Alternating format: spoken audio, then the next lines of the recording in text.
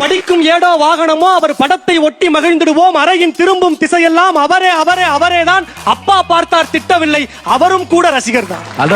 ஆபத்தான காலத்தில் இறைவன் விரைந்து காத்திடுவான். அதுதான் பக்தி ஆன்மீகம். எங்கள் தலைவன் படத்தின் திரைக்கதையும் அவ்வாறேதான் அமைந்திருக்கும். விழுதோ கயிறோ வாகனமோ பறந்து தாவி வந்துடுவார், பழுதில்லாமல் காத்திடுவார்.